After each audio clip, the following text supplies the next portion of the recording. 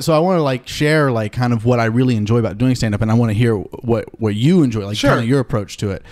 But I really love, like, the material is one thing. It's fun coming up with material and to enjoy the material for whatever it is. But it's, for me, mostly been about creating that meta experience of like polarizing the audience, mostly trying to get them on your side, but then have it at the expense of like whatever portion. And I'm not going after upsetting any particular group or demographic.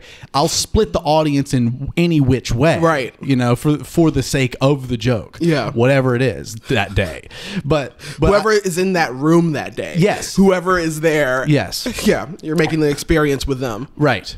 But it's creating that meta experience for the audience, because it's like, when you're a part of that audience that does enjoy it, it's fun to enjoy the joke for what it is. Yeah. But it's extra fun to look across the room and see a scowl on someone's face.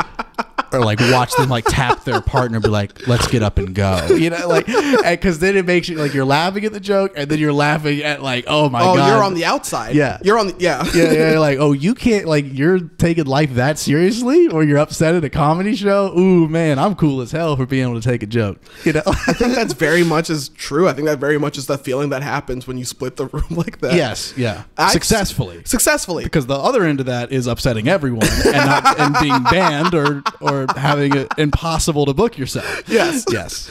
I've seen you do both, and I've also seen you lose everybody and get everybody back, and it almost feels like a magic trick. That is like so satisfying. It was like so satisfying. Like, I've learned not to count you out like 1 minute into your set. It's like, oh, Cameron's doing rough. I've learned not to even think that at any point. Like, you could have the light come on, and I'm still like, he'll get them. Yeah, he's gonna pull this out. Well, dude, that's the thing too, because like 4 minutes is already not a lot, and I started getting pissed at people. Like, you know, I love Blair. Shout out to Blair. But there was one time she was hosting the mic where like I said something offensive, maybe a minute or two into my set, and she lit me early. Yeah, and I was like, well, now, and I lost the audience, and I had a plan to get them back. I was like, well, now that I only have a minute to 30 seconds, I can't even do it. You can't do the thing you can't pull out of the nosedive. Right. Like, so I was just kind of like, well, I got the light, so fuck it, you're going to sit in that. And then I just like, what?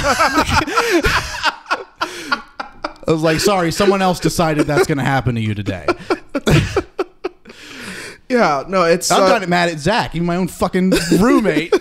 Has done to be like, what the fuck? Like, what? You were ruining the room. It's like, fuck, you gotta let me work. Do you know me? You gotta let me work, dude.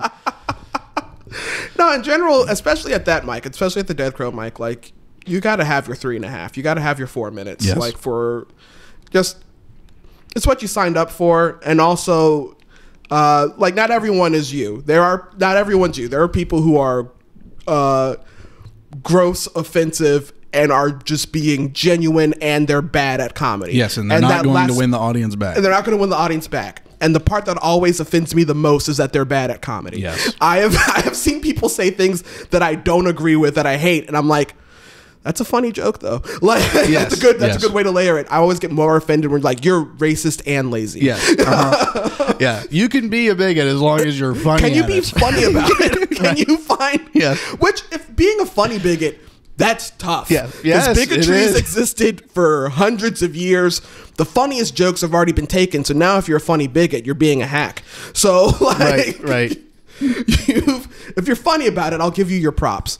So like, but even then, your 3.5 minutes is your 3.5 minutes to do whatever it is. And that's a learning experience for you. Yeah. You can't come in the room and scream, let's talk about the pronoun police, and then genuinely like bomb for 3.5 minutes. Yes. And walk away feeling like, well, I told them. Like, right. There's no satisfaction in making, like, in Ben Shapiroing the room and using facts and logic at a stand-up open mic. If anything, it's better to go up there and do a messy job and make absolutely no point, make yourself look like an ass, but as long as it was funny, you know, like doing, like if you can like just make people laugh, but also it's such a meritocracy in just that, like, the respect I have for you is that I've seen you get the room back.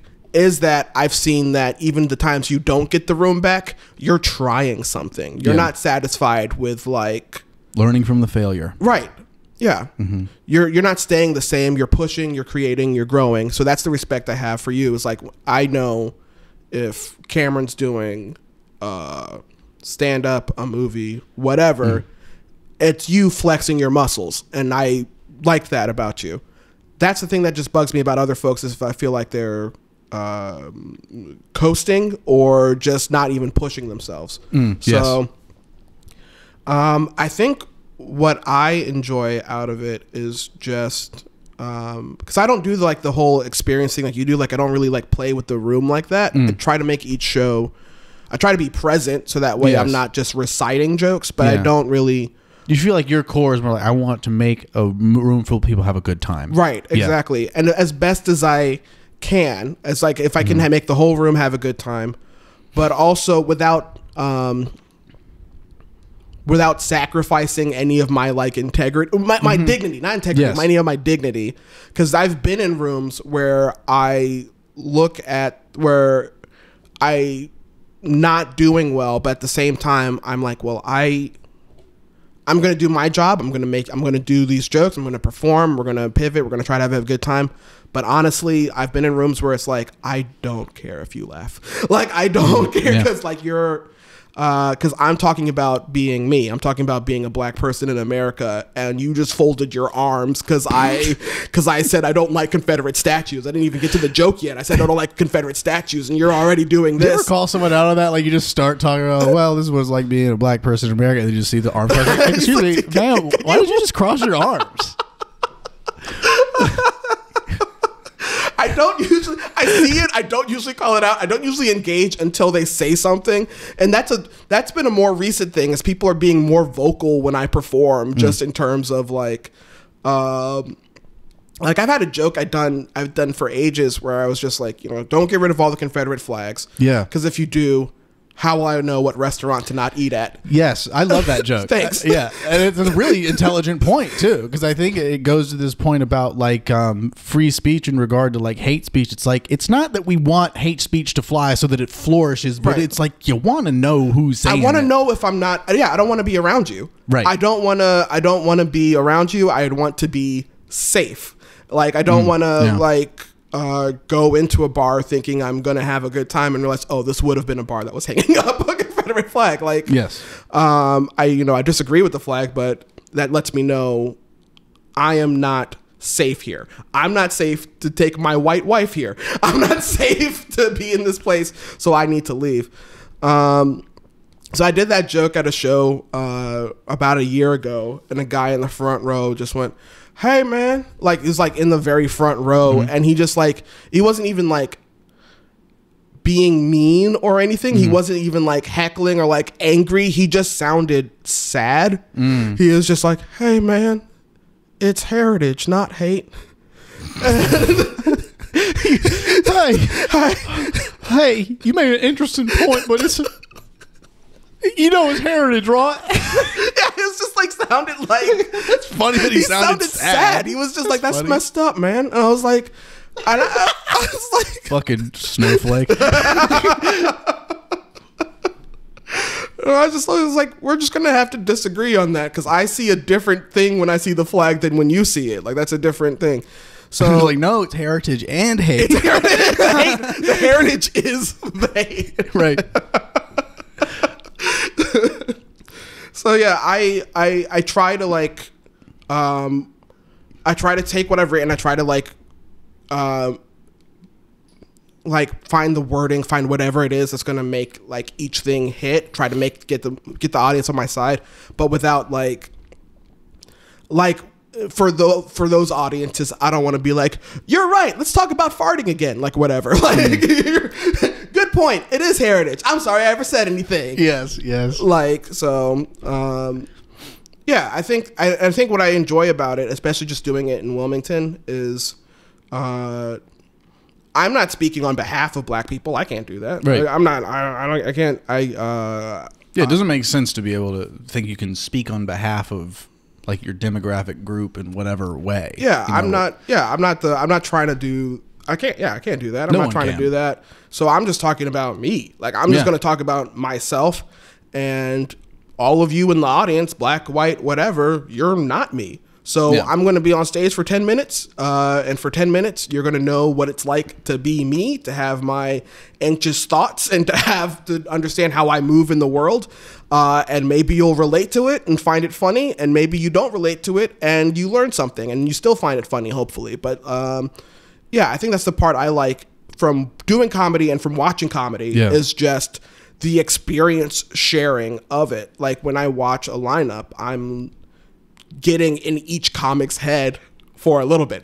When you are you, or when you're doing your character or any of your characters, I'm in that person's head and I'm getting deeper into Cameron's head for like however long you're on stage. And I like that. I like that part of it. Yeah. So it seems like your approach is more like almost, there's a therapeutic element of like a genuine self-expression that has to be transmuted through this funnel of make it funny. Right. But it is about like you're after, I want to stay true to me. That's what's important. Of course, being funny is number one, but if that can be encased in genuine, true dialogue about who I am as an individual and sharing my experience along the way, I want to do that. Right. And I've cut jokes that worked just because they weren't doing that part of it. Because it was like, because it's like not who I am, so it can't be the type of comic I am. Because my character is just me heightened. Like I can't go on stage and do I hate my wife jokes because I don't hate my wife. Right. And also enough people are doing them, but like it's not true to what I'm doing. So I think that's the best way to put that. I like that. It's just I'm just trying to be myself.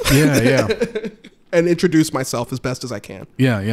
So you're approaching or you're right at the 10-year mark of doing stand-up like this year. I've been with, I think I started at Nut Street 2013. So it's been 10 years of doing it regularly, like 10 years of like being a comic and doing mics and all that. 3 years before that, in 2010, was my very first time doing stand-up. I did it at my senior high school talent show on the last day of school. So like my graduating class was like 500 kids. I did 8 minutes in front of 500 students. And I loved it. It was enough to get me being like, oh, I want to feel like that all the time. That was fun. But from there, for those 3 years after that, when I was like in school, it was mostly like, I did stand up at UNCW. I would do Lassie Hawk Standing. I would do whatever random event needed a host and write material for that. So doing it like that was for 3 years. I was doing stand up 3-4 times a year. So 2013 is when I was like the actually official like beginning. Right. Yeah. I'm working. I'm putting an act together now. Yeah. So how would you describe your relationship with stand-up has evolved and changed over the years? Like from approach, or just how you feel about yourself, or just the comedy in general and your relationship with the audience? I know it's kind of a broad question, but I like hearing this from other comics. I think, honestly, if stand-up was a person, we would have to be going to counseling right now. I feel you on that. Just because I feel a need to like kind of get back to how I did feel about it 10 years ago. Just that whole part of like having fun. We saw each other at the Dead Crow mic the last Thursday, the Thursday before we recorded this. And what you don't know is like right before I ran into you, I had just finished like a 10-minute, 15-minute long conversation with some of the other comics who've been doing it about as long as us, where we were just talking about all of the things we hate about stand-up comedy. Yes. All of the things we hate about how it's changed and all the work we have to put into it, and how stressful it is to work full-time jobs while also trying to work the full-time job of becoming a full-time comedian. Like, we spent 15 minutes talking about it, and then we were all like first up at the mic, and we all get up and go in front of this audience, which is like, it's the very beginning of the mic, so they're barely awake. And I did fine. I enjoyed your set. I appreciate I really liked your Waffle House bit about the disturbed artist. Thanks. Yeah, that was a brilliant bit. Thank you. I appreciate that. Thanks. I'm trying to figure. That's brand new. That was this week. So I'm trying to figure that out. But thank you. So, but like I did my thing and I got off stage and I was like, okay, cool. Like I was like a checklist. Like I went to the mic, I did the mic, I got off, and I keep watching. I sat down. I'm watching all these new people. and this one guy got up. I want to shout him out, but I'm not positive of his name. I think it's Ishmael, or I think it's some. I think there's an Ishmael there. Yeah. I see him get up. I don't know how long he's been doing it, but he gets up. He does his 4 minutes, maybe a little longer. The light comes on. I didn't care though, because he was great. He was great. He had this audience like awake and interacting and laughing and enjoying themselves. And what I noticed the most when I watched him was, oh my gosh, he's having fun. Yeah. I don't think I had fun tonight. I went up there. I was on stage. That's the thing I always want to do. That's the thing I always want to be, is I want to be on stage. I want to be doing this. I want that feeling I had the first time I did stand up, chasing that over and over. I don't think I had fun tonight. But like, I'm watching him and I'm like, he's having fun. Yeah. And I went home and I didn't even tell my wife about that part. I just told her, she's like, how was the mic? And I was like, oh, it was fun, but me, so-and-so and so-and-so were talking about how much we hate comedy before the beginning of the mic. And she was like, are y'all having fun still? Like, do you remember that you do this? Like, yeah, you're trying to get work, you're trying to advance, but do you remember that you're having fun? Priority that's the point. number one. Yeah. So I think that's where I'm at, is like, I'm trying to get better. I'm trying to write, perform better, all of that. But I got to get back to having fun.